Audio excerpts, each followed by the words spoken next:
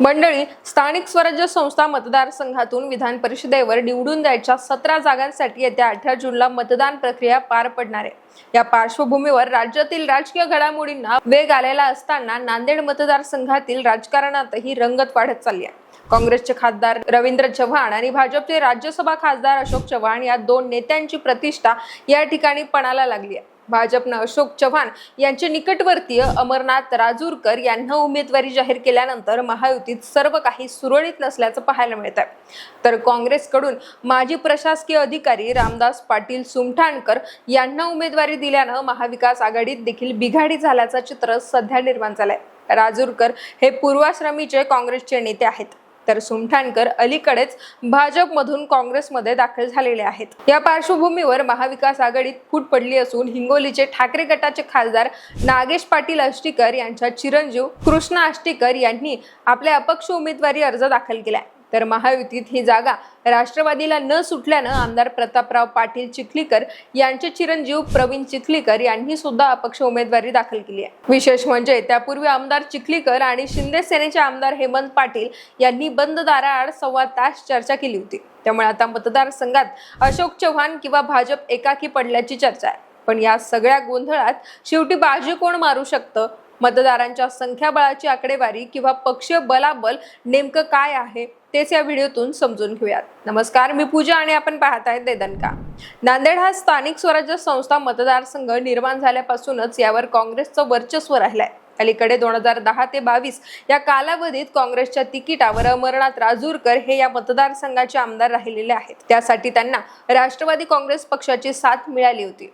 पण आता राजकीय समीकरण पूर्णपणे बदलून गेल्यानं यावेळी पहिल्यांदाच हा मतदारसंघ भाजप आपल्याकडे खेचून घेण्याचा प्रयत्न करणार आहे. त्यासाठी खासदार अशोक चव्हाण यांच्या खांद्यावर जबाबदारी असून त्यांनी पुन्हा एकदा अमरनाथ राजूरकर या आपल्या सहकार्याला उमेदवारी मिळवून दिली. पण ही उमेदवारी जाहीर होताच महायुतीत तणाव निर्माण झाला, कारण ही जागा आपल्या पक्षाला सोडून घेण्यासाठी राष्ट्रवादीचे आमदार प्रतापराव चिखलीकर आणि शिंदे सेनेचे आमदार हेमंत पाटील प्रयत्न करत होते.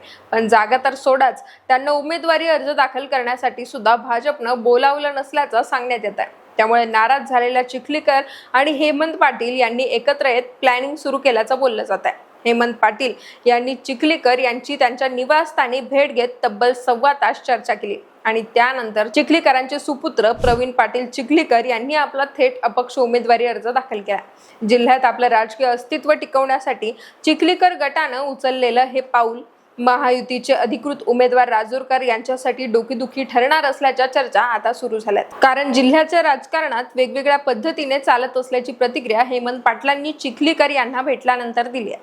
तर महायुतीतील या अंतर्गत संघर्षावरून काँग्रेसचे खासदार रवींद्र चव्हाण म्हणाले, भाजपनं नवीन चेहऱ्याला संधी देणं अपेक्षित होतं, पण तसं न झाल्यानं ही नाराजी आणखी उफाळून आली आहे. महायुतीतील या नाराज मंडळींचा आम्हाला फायदा होणार असल्याचं खासदार रवींद्र चव्हाण यांनी सांगितलंय. पण दुसरीकडे काँग्रेसच्या रामदास पाटील सुमठाणकर यांना उमेदवारी दिल्यानं महाविकास आघाडीत देखील अंतर्गत संघर्ष पेटलाय. काँग्रेसचे माजी आमदार माधवराव जवळगावकर आणि ठाकरे गटाचे हिंगोलीचे खासदार नागेश पाटील आष्टीकर यांचे चिरंजीव कृष्ण आष्टीकर या दोघांनी अपक्ष उमेदवारी अर्ज दाखल केल्यानं काँग्रेसच्या अडचणी वाढल्याचं पाहायला मिळत आहे. पण आता या सगळ्यात हे बंडखोर उमेदवार आपला अजेंडा घेऊन निवडणूक लढवण्यावर ठाम राहतात का, की मग अर्ज माघारी घेण्याच्या शेवटच्या दिवशी मैदानात फक्त 2च उमेदवार आमने सामने येतात ते पाहणं महत्त्वाचं असणार आहे.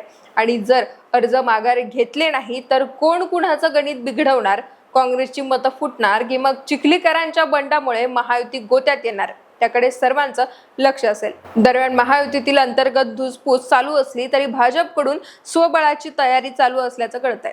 अशोक चव्हाण यांनी अमरनाथ राजूरकर यांच्यासाठी जशी उमेदवारी खेचून आणली तशीच त्यांना निवडून आणण्याची जबाबदारी अशोक चव्हाण यांनी आपल्या खांद्यावर घेतली आहे. विरोधक आणि महायुतीतील मित्र पक्षातील नेत्यांच्या नाराजीला फारसं महत्त्व न देता अशोक चव्हाण मतदारांशी संवाद साधत तयारी करताना दिसत आहेत. त्यांचं महत्त्वाचं कारण म्हणजे नांदेड जिल्ह्यात पहिल्यांदाच भाजपकडे मतदारांचं मोठं संख्याबळ आहे. अशोक चव्हाण भाजपमध्ये दाखल झाल्यानंतर महापालिकेसह अनेक स्थानिक स्वराज्य संस्थांवर भाजपनं आपला झेंडा फडकवला. मतदार संख्येचा विचार करायचा झाला तर जिल्हा परिषद व पंचायत समितीच्या निवडणुकांची वाट न पाहताच नांदेड विधान परिषदेची निवडणूक घेण्याचा निर्णय निवडणूक आयोगाने घेतलाय. त्यामुळे या निवडणुकीत जिल्हा परिषद सदस्य आणि पंचायत समितीचे सभापती मतदार असणार नाहीत। अशा परिस्थितीतील मतदारांची संख्या जवळपास 19% घटली असून आता 534 पैकी 432 मतदार यांच्या मतदानाचा हक्क बजावणार आहे।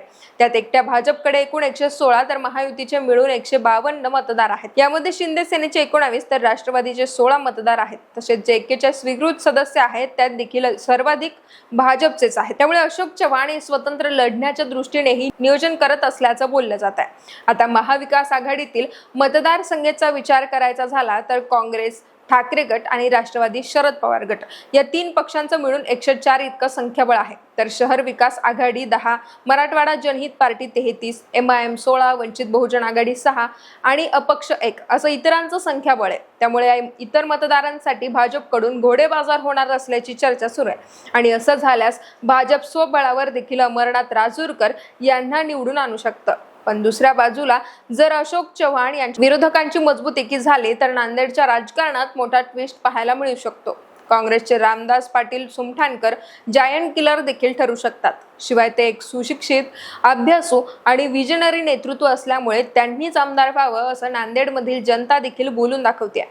बाकी या संदर्भात तुम्हाला नेमकं काय वाटतं? भाजपचे राजूरकर की काँग्रेसचे सुमठाणकर?